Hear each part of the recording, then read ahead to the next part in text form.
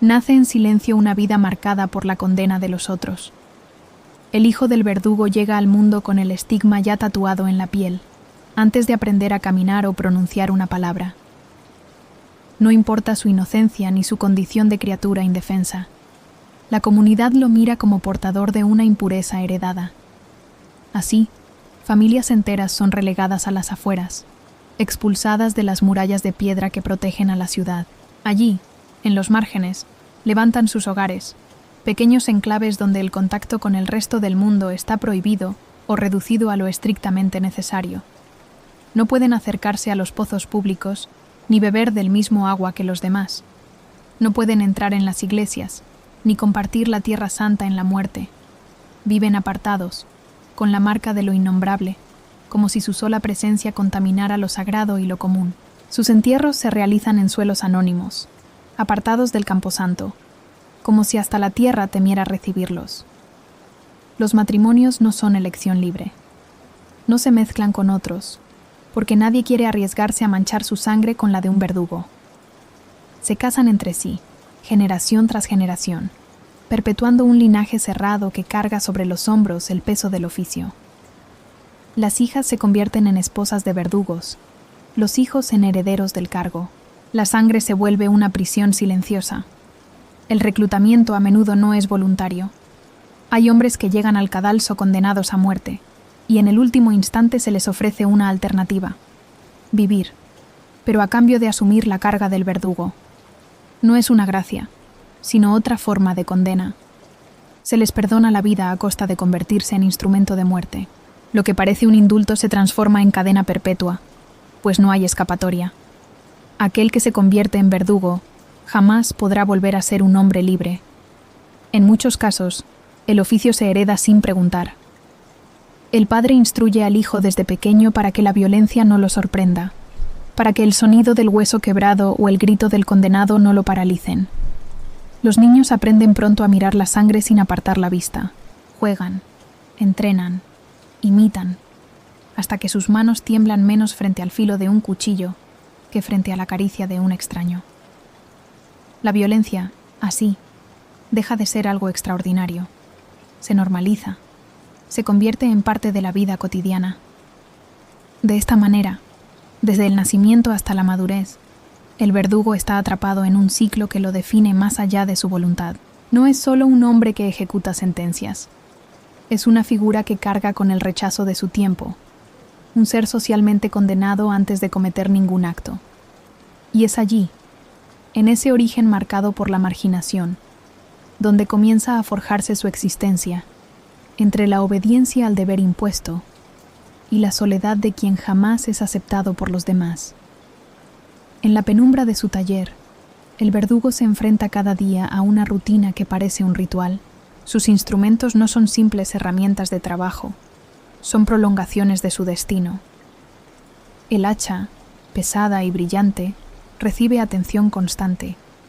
La hoja se afila con paciencia, piedra contra acero, hasta que el filo refleja la luz como una línea de plata mortal.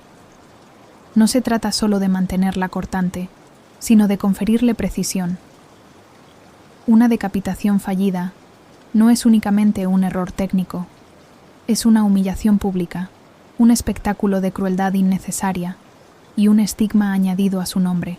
Junto a las hachas descansan espadas más largas, utilizadas en lugares donde la tradición exigía la decapitación noble. Cada una posee su propio equilibrio, y el verdugo conoce de memoria el peso, la vibración, la resistencia del acero. La cuerda de la horca, por su parte, también demanda cuidado. No basta con colgarla, debe ser revisada, medida, probada. Un nudo mal hecho puede desgarrar la carne o provocar un espectáculo de agonía interminable. La longitud del lazo y la altura del cadalso se calculan según el cuerpo del condenado, en una suerte de ciencia macabra destinada a lograr que la muerte se cumpla según la sentencia. Existen, además, las pruebas. Cuerpos sin nombre, cadáveres de ajusticiados, son utilizados para calibrar la fuerza y la puntería. Con ello se ensaya el golpe que debe ser certero. No es improvisación, es aprendizaje empírico, donde la carne muerta enseña al verdugo a no errar con los vivos. En estas prácticas, adquiere conocimiento de anatomía, no desde la teoría de los médicos, sino desde la crudeza del contacto directo con huesos y músculos. Reconoce la ubicación exacta de las vértebras cervicales, entiende qué ángulo evita un corte parcial, qué movimiento puede garantizar una decapitación limpia. Pero no todo oficio busca rapidez. Hay momentos en los que la técnica debe prolongar el sufrimiento, cuando la sentencia lo ordena. En los suplicios de descuartizamiento, el verdugo maneja cuerdas y caballos con cálculo exacto para estirar el tormento. En las hogueras, controla el fuego, la posición del cuerpo y la intensidad de las llamas para que la agonía no termine demasiado pronto. Allí, el verdugo no solo ejecuta, administra el dolor según la voluntad de la justicia. Es en este terreno donde su oficio se convierte en una mezcla de precisión artesanal y conocimiento empírico. No hay lugar para la improvisación ni para el descuido. Cada instrumento, cada golpe, cada nudo, responde a un saber que pasa de generación en generación.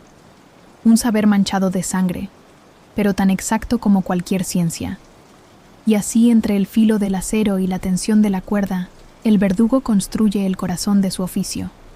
Un trabajo que exige exactitud, que combina brutalidad y técnica, y que lo mantiene en el límite constante entre el deber y la monstruosidad.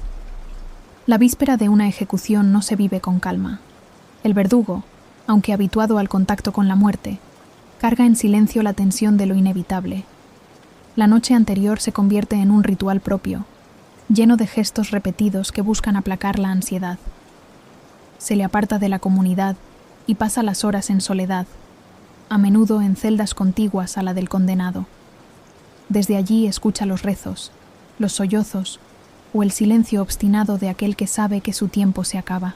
En ese encierro, el verdugo revisa sus herramientas una vez más: el filo de la hoja, el ajuste del nudo, la firmeza de la madera del cadalso. No se permite errores, porque la multitud espera una ejecución que combine espectáculo y eficacia. Un fallo podría provocar que el pueblo lo considere torpe o cruel más allá de lo ordenado, y su nombre quedaría marcado. El peso del deber lo obliga a una vigilia concentrada, casi litúrgica. No son pocos los verdugos que, en esas horas, buscan en el alcohol una tregua a su conciencia. Se documenta en diarios del siglo XVII, especialmente en Francia, que las botellas corrían la noche antes de una ejecución. El vino o el aguardiente eran refugio contra el temblor de las manos, un anestésico para acallar pensamientos que no encontraban reposo. El verdugo bebe no para celebrar, sino para adormecer el miedo o la repulsión que la rutina nunca logra borrar por completo. Al amanecer, llega uno de los gestos más contradictorios de su labor: compartir el último alimento con el condenado. Pan y vino se colocan entre ambos, como si existiera un extraño pacto de misericordia en medio de la condena. No es un banquete, sino un ritual breve y solemne, que recuerda al reo que aún pertenece al mundo de los vivos hasta el último instante.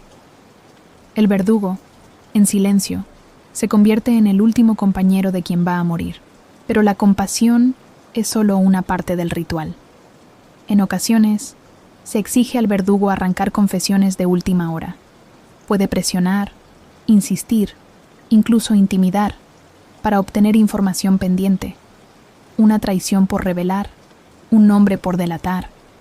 El patíbulo se convierte también en un espacio de verdad forzada, donde la palabra del condenado puede cambiar el rumbo de juicios y venganzas.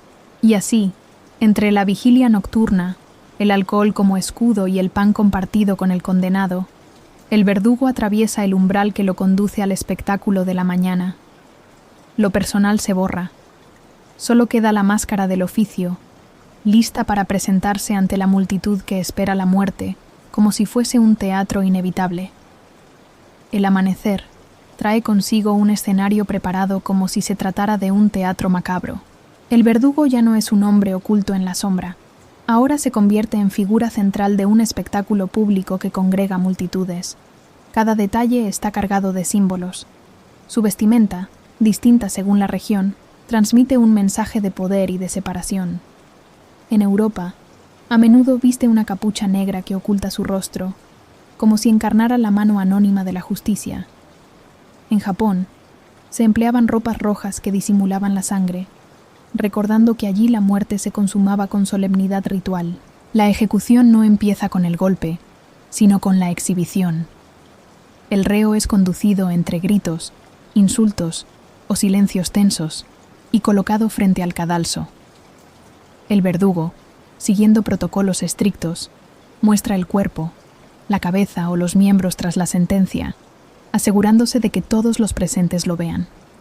El tiempo de exposición depende de quién haya sido el ajusticiado. Un noble podía permanecer horas, incluso días, colgado a la vista del pueblo, mientras que un criminal menor era retirado con mayor rapidez. La justicia se mide también en la duración de la humillación. La multitud no asiste en silencio. La ejecución es espectáculo, y como tal, genera emociones colectivas. Miedo, morbo, catarsis. No faltan quienes viajan desde aldeas lejanas para presenciar el acto, ni quienes alquilan ventanas con vistas privilegiadas al patíbulo. En algunas ciudades se venden incluso entradas, como si de un torneo o una obra se tratara. Las familias más adineradas pagan por observar la muerte de un noble desde balcones privados, convirtiendo la violencia en un negocio para los vecinos cercanos. El ritual no termina con la muerte. Tras el acto, los restos del ajusticiado se convierten en objetos codiciados. El cabello cortado, uñas, jirones de ropa. Cualquier fragmento del cuerpo puede transformarse en reliquia supersticiosa. Algunos los guardan como amuletos. Otros creen en sus poderes curativos o protectores. Lo que queda del ajusticiado alimenta un mercado oscuro que la justicia tolera, porque al fin y al cabo satisface las ansias del pueblo. El verdugo, en medio de todo, actúa con precisión, casi mecánicamente. No es el protagonista en términos de gloria, pero sí lo es en responsabilidad. Sus movimientos son observados, juzgados, aplaudidos o repudiados. Un golpe certero puede arrancar un murmullo de aprobación, un fallo, el escarnio de la multitud. Cada ejecución pública lo reafirma como instrumento de la ley, pero también lo hunde más en el abismo del rechazo social. El cadalso se convierte así en un escenario donde se cruzan justicia, miedo, espectáculo y economía. Una mezcla que hace de la muerte un evento colectivo, en el que el verdugo, sin desearlo, se convierte en el actor más temido y, al mismo tiempo, más repudiado de su época. Detrás del ruido de la multitud y la solemnidad del cadalso, existe una realidad que muy pocos se atreven a mirar de frente: la economía oculta que sostiene al verdugo. Su vida no depende solo de la paga oficial de la ciudad o del reino, sino de un entramado de privilegios, tributos y mercados clandestinos que giran en torno a la muerte. Cada ejecución trae consigo un salario estipulado, pero no es lo único. Está también el llamado derecho de cadera. El verdugo tiene permiso de quedarse con las monedas, joyas u objetos encontrados en las ropas del ajusticiado. Ese botín, aunque pequeño, representa un ingreso directo que a menudo complementa su manutención. Nadie discute ese privilegio. Es visto como parte inseparable del oficio, como una especie de compensación tácita por ensuciarse las manos donde otros no quieren hacerlo. Además, la sociedad les concede monopolios en actividades consideradas impuras. Muchos verdugos administran prostíbulos, cobrando impuestos sobre su funcionamiento, o controlan la recolección de basura y desechos, trabajos rechazados por el resto de la población. Lo que para los demás es indigno, para ellos se convierte en sustento. La marginación, paradójicamente, abre un camino de riqueza en los márgenes, pero quizá lo más inquietante es el comercio con lo humano. La grasa de los ajusticiados, extraída con cuidado, se vende a boticarios para preparar ungüentos supuestamente medicinales. Se creía que esa sustancia podía aliviar dolores, sanar heridas o reforzar la vitalidad. La sangre, por su parte, se convierte en remedio supersticioso contra la epilepsia. No son raros los relatos de multitudes acercándose al cadalso para beber aún tibia la sangre del ajusticiado, convencidos de que el contacto con la vida recién extinguida traería sanación. Los verdugos, conscientes de esta demanda, participan activamente en ese mercado. No solo ejecutan la sentencia, También preparan, recolectan y venden partes del cuerpo o fluidos humanos. Un macabro comercio que mezcla medicina popular, superstición y necesidad económica. El cuerpo del condenado deja de ser solo cadáver y se transforma en mercancía. Así, entre la paga oficial, los privilegios exclusivos y el mercado clandestino de restos humanos, el verdugo asegura su supervivencia y la de su familia. Vive apartado, despreciado por la sociedad, pero al mismo tiempo indispensable para el funcionamiento de un orden que se sostiene en la sangre. En esa paradoja se construye su economía. Marginado pero necesario. Condenado, pero útil. Pobre en dignidad, aunque no siempre en recursos. En las entrañas de los palacios de justicia, en sótanos húmedos y oscuros, el verdugo adquiere un papel distinto al del cadalso. Aquí no es solo ejecutor, sino perito del dolor. Su tarea es arrancar confesiones, no dar muerte inmediata. Los métodos que emplea están regulados, aunque la frontera entre lo permitido y lo abusivo se difumina con facilidad. El potro, con sus cuerdas tensadas, disloca lentamente articulaciones mientras el reo grita entre espasmos. El aplastador de rodillas, una herramienta de hierro que se ajusta y gira, hace crujir huesos hasta volverlos polvo. El fuego aplicado en llamas controladas sobre pies o manos deja cicatrices que marcan la carne, aunque se intenta que no inutilicen al prisionero. La sentencia aún no se ha dictado, y la justicia exige que pueda comparecer en pie ante el tribunal. El verdugo conoce, mejor que nadie, la resistencia física del cuerpo humano. Sabe cuánto dolor es suficiente para quebrar la voluntad sin provocar la muerte. Sus informes, escritos con fría precisión, detallan la capacidad del reo para soportar tormento, el momento exacto en que claudica, y las palabras arrancadas en medio de la agonía. Es una forma oscura de conocimiento que lo convierte en testigo privilegiado de la fragilidad del ser humano. Existen, sin embargo, límites legales. El Constitutio Criminalis Carolina del Sacro Imperio, en 1532, establece normas estrictas. No se permiten mutilaciones permanentes antes de un juicio, ni castigos que incapaciten al acusado de presentarse en tribunal. El dolor debe ser dosificado, la tortura calculada. Y aunque esas normas buscan contener el exceso, la práctica demuestra que la frontera entre ley y brutalidad depende de la mano que aplica la cuerda o el hierro. El silencio del verdugo es otra obligación. Lo que escucha en las celdas no puede repetirse fuera. Las confesiones arrancadas bajo tormento pertenecen al tribunal, no a la plaza pública. Su discreción es parte del oficio, como lo es su crudeza. De este modo, el verdugo se mueve en un terreno ambiguo. No es solo el brazo de la justicia, sino su herramienta más íntima y oscura, encargado de medir cuánto dolor es necesario para que la verdad, o lo que se acepta como verdad, salga a la luz. Y en esa labor entre gritos apagados por los muros y el eco metálico de los hierros, refuerza la imagen de un oficio que no solo quita la vida, sino que la desgarra poco a poco cuando la ley lo demanda. Lejos del cadalso y de las mazmorras, la vida del verdugo transcurre en un silencio lleno de gestos que recuerdan siempre su condición de paria. En el mercado, no se mezcla con los demás. Cuando necesita pan, carne o grano, no entrega las monedas en la mano del comerciante. Extiende una vara blanca, un símbolo que advierte quién es y qué representa. El vendedor deposita allí la mercancía, evitando todo contacto directo. Así, cada transacción cotidiana se convierte en recordatorio de su exclusión. La marginación no termina con la vida. En la muerte, ni siquiera el descanso le es concedido junto a los demás. Los cementerios cristianos les están prohibidos. Sus cuerpos reposan en fosas apartadas, anónimas, como si hasta la tierra sagrada se negara a recibirlos.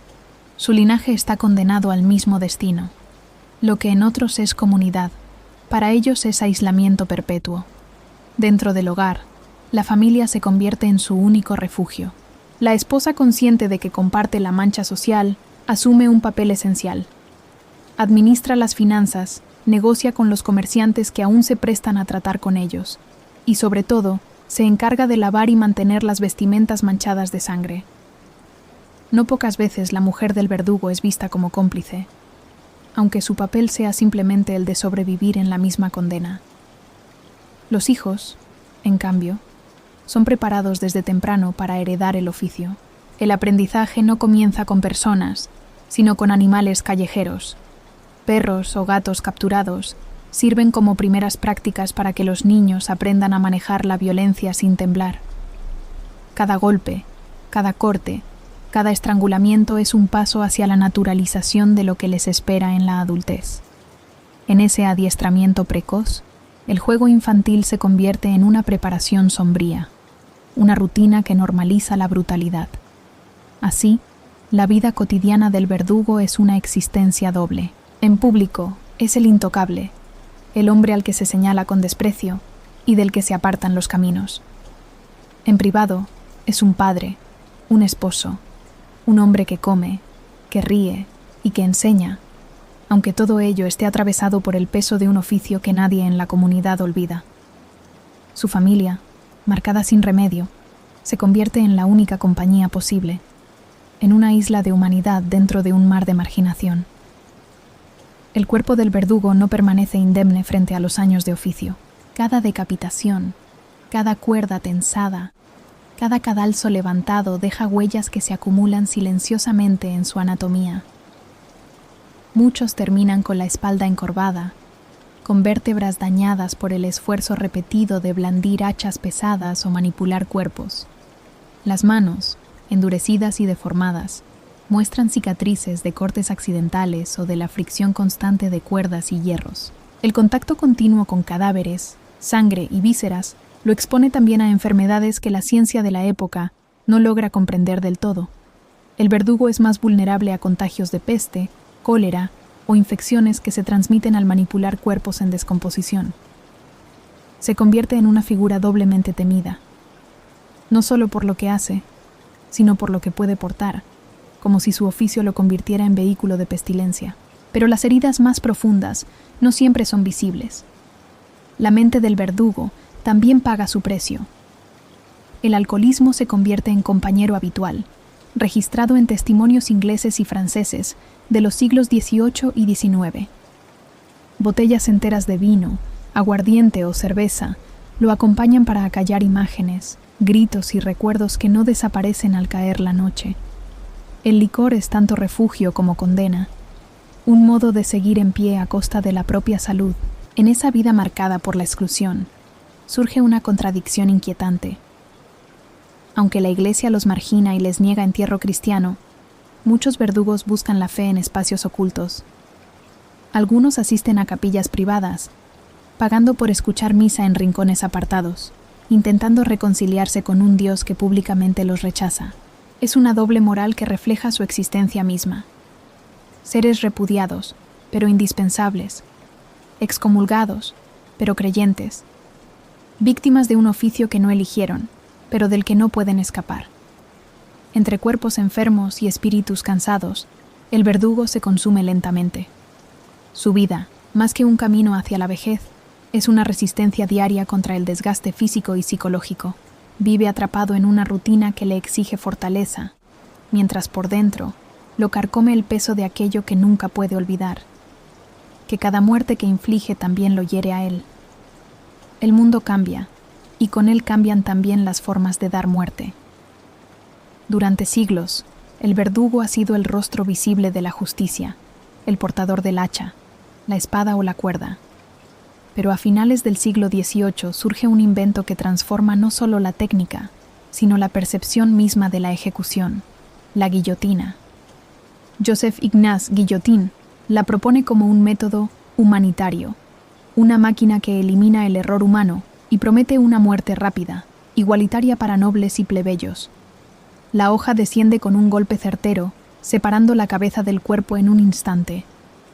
La máquina, más que el verdugo, se convierte en símbolo de la justicia revolucionaria. Se dice que el dolor desaparece al momento, aunque relatos posteriores alimentan la duda. Ojos que parpadean, labios que aún parecen moverse. gestos que duran unos segundos tras el corte. La guillotina nace entre la promesa de piedad y el mito de la agonía. El verdugo, lejos de quedar relegado, se convierte en técnico especializado. Su labor ahora consiste en montar la máquina, en engrasar sus mecanismos, en probar el filo con bolsas de arena o trozos de carne animal. Ya no sostiene el hacha, pero su presencia sigue siendo imprescindible. Es él quien acciona la palanca, quien recoge las cabezas, quien organiza la exhibición posterior. La técnica cambia, pero la mano sigue siendo la suya. El siglo XIX y el XX llevan aún más lejos esta transformación. En tiempos de guerra y regímenes autoritarios, la ejecución se industrializa. Ya no se ajusticia a individuos aislados frente a multitudes curiosas. Ahora se asesina en masa. Fusilamientos colectivos, largas filas de reos alineados ante un pelotón, se convierten en rutina de ejércitos y dictaduras. El verdugo se diluye en la figura del soldado, en el disparo anónimo que mata junto a otros. Y con el siglo XX llegan los métodos de exterminio sistemático: cámaras de gas, hornos, disparos masivos en fosas comunes.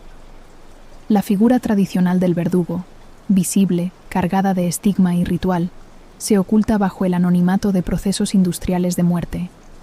El verdugo famoso, temido y señalado, deja paso a funcionarios que cumplen órdenes tras muros cerrados, invisibles al público. Un ejemplo es Albert Pierrepoint, en el Reino Unido, uno de los últimos verdugos reconocidos, que al jubilarse se refugió en la discreción de una vida común, sin la carga pública de siglos pasados. Así, el oficio, que durante generaciones estuvo marcado por el contacto directo, por la mirada de la multitud y por la destreza artesanal, entra en una fase de anonimato. La técnica sustituye al rostro, la máquina al gesto humano, y la muerte deja de ser un espectáculo abierto para convertirse en un acto oculto tras los muros del Estado moderno. Con el paso del tiempo, la figura del verdugo empieza a desvanecerse, arrastrada por un cambio profundo en la sensibilidad de las sociedades. Lo que antes fue espectáculo colectivo comienza a percibirse como barbarie. En Europa, a lo largo del siglo XIX y especialmente del XX, se multiplican las voces que claman contra la crueldad de las ejecuciones públicas. La multitud, que antaño se congregaba en plazas y mercados para presenciar la muerte, se convierte en testigo incómodo de un acto que ya no despierta catarsis, sino vergüenza. Poco a poco, las ejecuciones se trasladan a recintos cerrados. En Francia, la última ejecución pública tiene lugar en 1939, cuando la guillotina desciende por última vez ante una multitud. A partir de entonces, la justicia capital se administra en silencio, sin espectadores, lejos de los gritos y las aclamaciones. El verdugo, convertido en técnico de un acto cada vez más clandestino, pierde su lugar en el imaginario colectivo. Muchos de estos hombres, una vez extinguido el oficio, buscan refugio en otros trabajos relacionados con la muerte o la marginalidad. Algunos se convierten en carceleros, encargados de vigilar a los mismos prisioneros que antes habrían ejecutado. Otros se transforman en enterradores, gestionando cuerpos en cementerios sin gloria, manteniendo siempre una relación con lo impuro, con aquello que los demás evitan. La reconversión laboral no elimina el estigma, pero les permite sobrevivir en un mundo que ya no necesita sus hachas ni sus cuerdas. Las ciudades, deseosas de dejar atrás esa memoria, destruyen las herramientas del pasado. Guillotinas, potros y horcas son quemados, enterrados o arrojados al olvido, como si así pudieran purificarse de la sangre acumulada durante siglos. La memoria de los verdugos se diluye en un silencio forzado, como si nunca hubieran existido. Pero las huellas permanecen en los apellidos, en linajes que, generación tras generación, intentan ocultar su origen. El nombre Sanson, célebre dinastía de verdugos franceses, se esconde con el tiempo bajo nuevas identidades, como si el peso de aquel oficio fuese demasiado para seguir portándolo. Así se extingue una figura que durante siglos fue indispensable y temida a la vez. El verdugo desaparece de la escena pública, no porque deje de existir la violencia, sino porque las sociedades modernas prefieren ocultarla tras muros y burocracias. Y aunque la justicia capital persiste en algunos lugares del mundo, El hombre con capucha, la vara blanca, el filo cuidadosamente afilado, ya no caminan entre nosotros. Su recuerdo permanece como sombra de un pasado que quiso ser olvidado, pero que sigue latiendo en la historia, entre la fascinación y el rechazo.